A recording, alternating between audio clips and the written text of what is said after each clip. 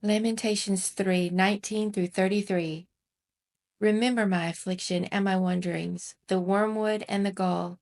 My soul continually remembers it and is bowed down within me. But this I call to mind, and therefore I have hope. The steadfast love of the Lord never ceases.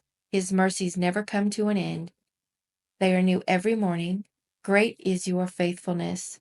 The Lord is my portion, says my soul. Therefore I will hope in him. The Lord is good to those who wait for him, the soul who seeks him. It is good that one should wait quietly for the salvation of the Lord. It is good for a man that he bear the yoke in his youth. Let him sit alone in silence when it is laid upon him. Let him put his mouth in the dust. There may yet be hope. Let him give his cheek to the one who strikes it, and let him be filled with insults.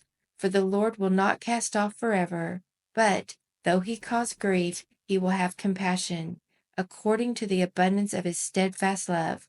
For he does not afflict from his heart, or grieve the children of men. Maybe you've heard the phrase, absence makes the heart grow fonder. When two loved ones must be apart for a time, whether for work or play or family matters.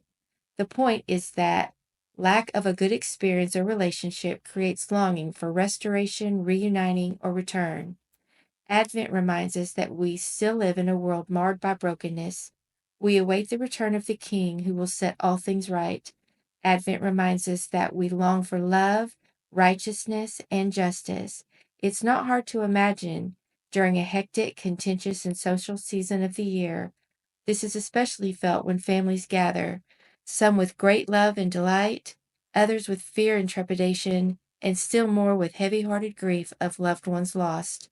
The author of Lamentations helps us to lean into the longings of Advent.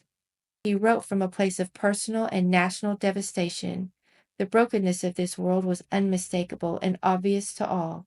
Jerusalem and the temple had been destroyed. The people of God were on their way to a foreign land. Lamentations displays a godly grief for Jerusalem and the people of God. Yet from a place of exhaustion and hopelessness, the author calls on the Lord. Remember my affliction and my wanderings, the wormwood and the gall.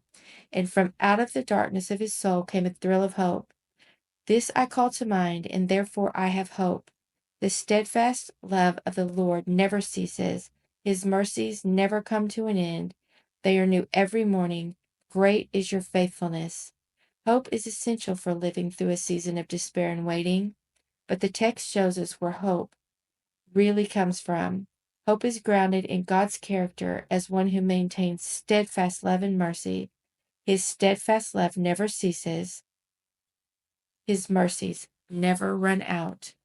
Michael Card defines steadfast love as when the person from whom I have a right to expect nothing gives me everything. What a reminder of God's love for us. We truly have no right to expect anything from God, and yet his steadfast love, he gives us everything in Jesus Christ. It is a reminder that God does not invite us randomly into a season of waiting, brokenness, or darkness. Lamentations said God does not afflict from his heart.